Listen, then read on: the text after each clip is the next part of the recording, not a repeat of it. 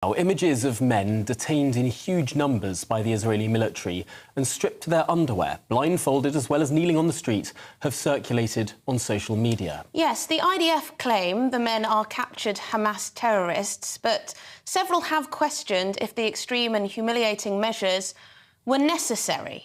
Well, joining us is Professor Eugene Kantorowicz, Director of International Law at the Coquette Policy Forum. Thank you so much for your time. Is there an element of this that feels more like revenge and perhaps a sense, perhaps a justified sense that the Israeli people have for retribution rather than strictly necessary in a military operation?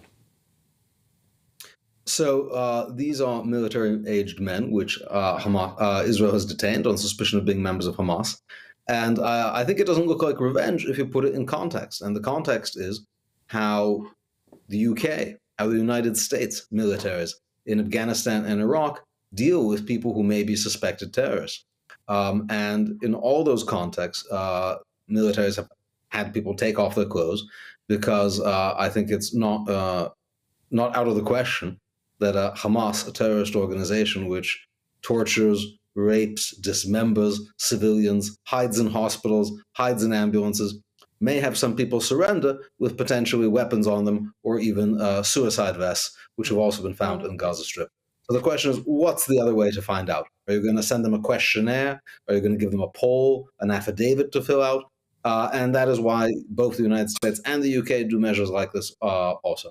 It's quite shocking to see the photos. It's interesting that the Israeli government shared these photos so widespread on social media. It does open up Israel and its military efforts, well, opens up to more criticism. Can we be sure whether those in these pictures are Hamas, are extremist terrorists, or whether they are civilians? That's the question that many people are asking. Who exactly are these people that have been stripped and are being held in this way? It's the question that Hamas forces us to ask, because, of course, Hamas has put us in this situation by not wearing uniforms, by routinely walking around ununiformed, attacking Israelis while dressed as civilians, that you can't assume the fact that someone does not have a uniform is a civilian. Now, these were a group of military-aged males, only military-aged males, a large group who were together in one place in an area of Gaza which had been largely evacuated by civilians, as I understand. So that certainly provides a reason to stop and find out, just like the United States or the UK would do in Afghanistan and Iraq. But certainly, I don't think none of them are going to be punished or detained extensively without inquiry to find out whether they're Hamas terrorists. But obviously, you're not just going to ask them, are you a Hamas terrorist, and do you have a suicide? It's such a difficult job for Israel here because clearly sometimes there is a very blurred line between someone who might have stood on the side of the street and in a sort of awful and inhuman way cheered on a Hamas terrorist dragging a hostage through the street, as we saw many streets in Gaza, people on the sides of the street acting like that. But I suppose in Nazi Germany, there were many civilians who attended Nuremberg rallies.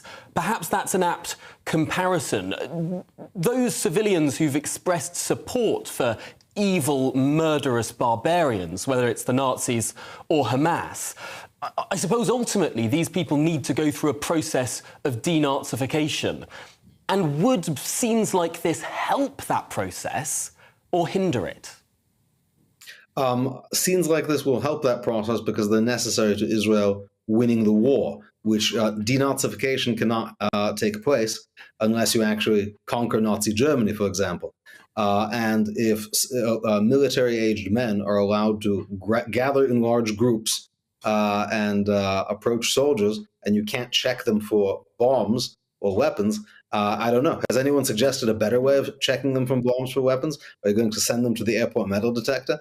And again, this is not an unusual thing that's happened here, but because it's Israel, people try to problematize it and say it's... Sorry to interrupt you, Professor, but we've come to the end. We've squeezed a little bit here, but thank you very much indeed for your time. Eugene Kantorowicz, Director of International Law at the Coquette Policy Forum.